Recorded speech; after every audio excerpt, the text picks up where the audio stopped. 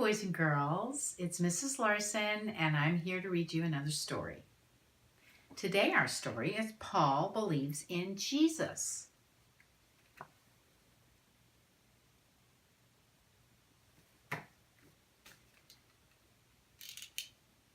This is a great story. This is a great story about how people can change. You can be one way, and then when you realize what life is really about and what is important and who is important, then you can change, and God will help you make those changes. It's written by Loyal Colbrick and illustrated by Dawn Kuchar. Saul was a man from Tarsus who thought the Lord had willed that he should jail the Christians or even have them killed. He started toward Damascus with many other men. He hoped to catch some Christians there and bring them back again. There's Saul, and he's marching off to get Christians because he thought that they were bad. Suddenly, a bright light blazed. You know I don't need these glasses. Suddenly, a bright light blazed. Saul fell upon the ground. He could not rise. His eyes were blind. The light shone all around. Look at him. There's that light. You can see how they make it look like there's light shining all around, and there he is on the ground covering his eyes. All of a sudden, he couldn't see anything. Then he heard a voice that said, "Why do you hate me so?" Saul replied, "Who are you, Lord?" The voice said, "You should know. I am Jesus, God's own Son. Hear now what you must do. Continue on to Damascus, then I'll send help for you." There's Saul, and he looks terrified, doesn't he? Can you imagine what that would be like to have God speaking to you? The men with Saul were not aware that Jesus Christ was near. They saw the light but heard no voice. They were filled with fear. Look at them. They're all looking so terrified. They didn't know that Jesus was talking to Saul. They just saw the light. Quickly they helped Saul to his feet, then hurried on their way to reach the town Damascus before the end of the day.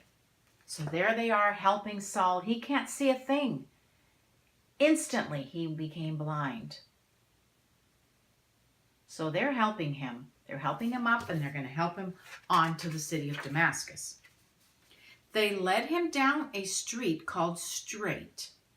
He could not see to walk. For days he neither ate nor drank. He did not even talk. That would be pretty awful to all of a sudden be blind. You couldn't see a thing. That's what happened to Saul.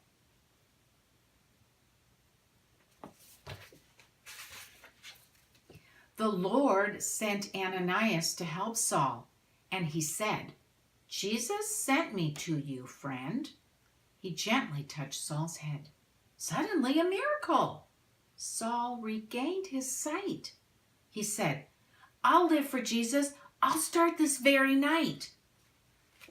See, there's Ananias, and he's touching Saul's head, and Saul instantly can see again. Jesus sent him. Remember at the beginning where Jesus told Saul that he was going to send someone to help? This is who he sent. Ananias baptized Saul, and then they knelt to pray. When they arose, Saul told him, "I must be on my way. I want to spread the happy news, to tell men about the Lord. When I am strong, I'll leave you to preach the Savior's word." So Saul was so excited, he wanted to go all over the world and tell people about Jesus. He was so excited. He told them in a church there of Jesus, God's own Son. But while some men were listening, they planned what could be done. Look at all those people listening to Saul. Look at them all. Saul was teaching them about Jesus. His preaching causes trouble. We have to stop it fast. When darkness comes, we'll grab him. This day will be his last. They didn't want people telling it. They didn't want him telling people about Jesus. But Saul's friends heard them plotting to wait outside the gate. They found a way to save him before it was too late. See those people? These people are the ones plotting against Saul.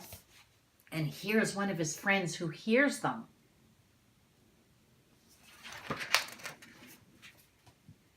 Do you think Jesus sent that person so that he would hear and he would warn Saul? I think so too.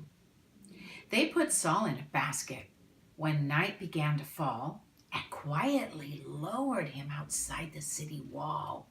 There's the basket. Look at that basket. He's in that basket. And the rope there, they're lowering him outside of the city wall. Back in those days, the cities were surrounded by walls to protect them. And so he was lowered outside of that wall so that he could get away. He journeyed to Jerusalem. Christ's followers were there. But they were all afraid and said, "Don't trust him. We don't dare." And why do you think that they weren't trusting him? Because at first he was after the Christians and he wanted to arrest them. But these Christians don't know that he just was visited by Jesus, and so now he knows the truth about Jesus. Then Barnabas, I didn't show you the picture. There's Saul. And these are all the believers of Jesus, and they're afraid because they don't know that Jesus came to Saul. Then Barnabas came forward and with a gentle voice explained to all the followers how Saul had made a choice. His life is given to the Lord. He answered Jesus' call. And since his life is truly new, his name is changed to Paul. So Saul became Paul because he was a new creation. He was a new man in Jesus.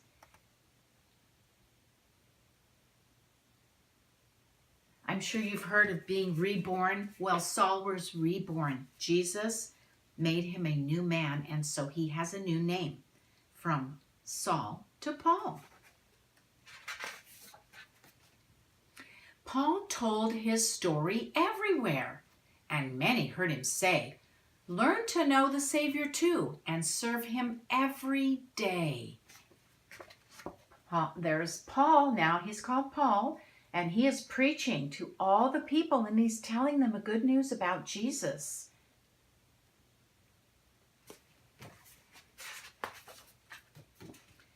Some listened and believed him. Some said, "Is this not Saul, the one who killed the Christians?